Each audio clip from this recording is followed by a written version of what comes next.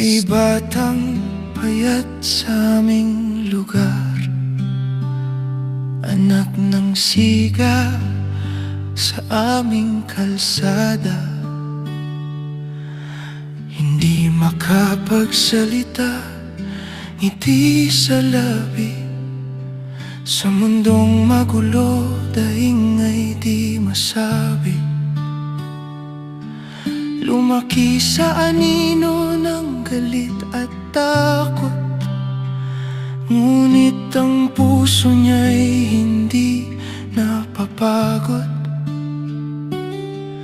Di man makapagsalita, busilak ang loob. Bawat umagay sa pag-asa siya'y humahawak. Sa tulay, sa kanto, kasama siyang tumatawa. Nakikinig sa biro, kahit minsan ay kinukot siya.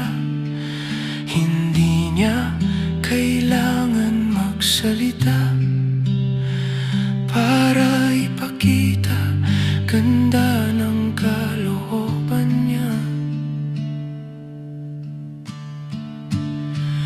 May ngitin, walang tinig, ngunit dalisay ang puso mo. Sa mundong marahas at hindi patas, hindi ka nagalit, kapalaran ay tinanggap mo.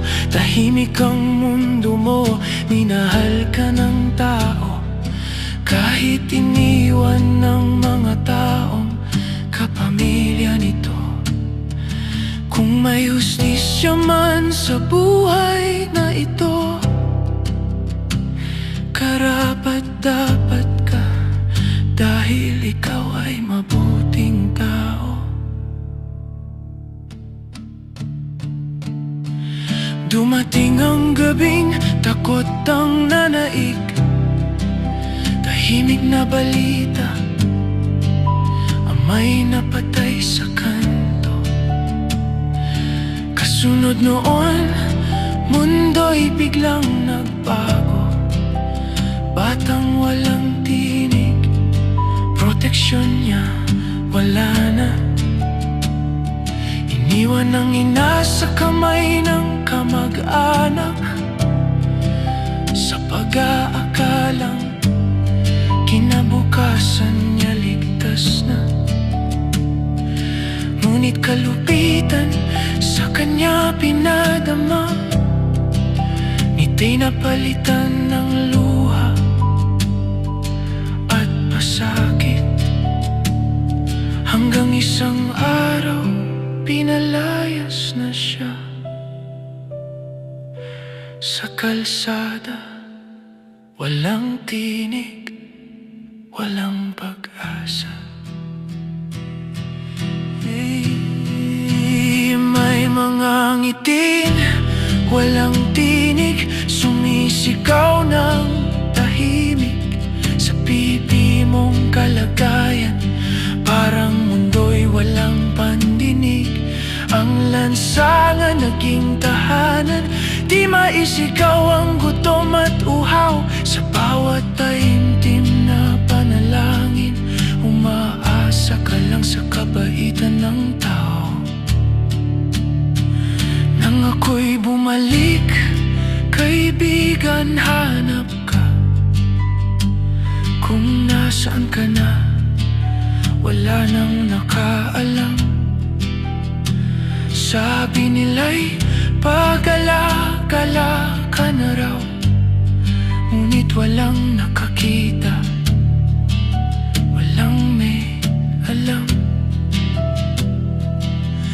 Kaibigan, kung buhay ka pa, o kung pahinga ka na,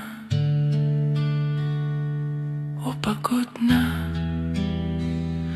alam kong busilak ang puso mo, at hindi ka kailanman nagkasala. May ngiting, walang tinig, tahimik na sigaw at panalangin. Iwi naksiman ng mundo, ramdam kong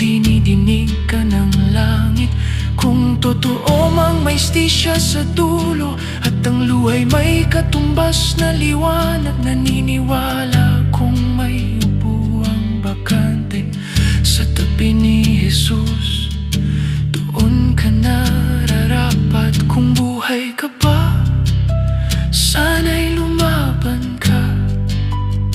Kung pahinga ka na, sana'y payapa ka. Hindi ka namin malilimutan, kaibigan, dahil ang ngiti mo lagi sa alala na.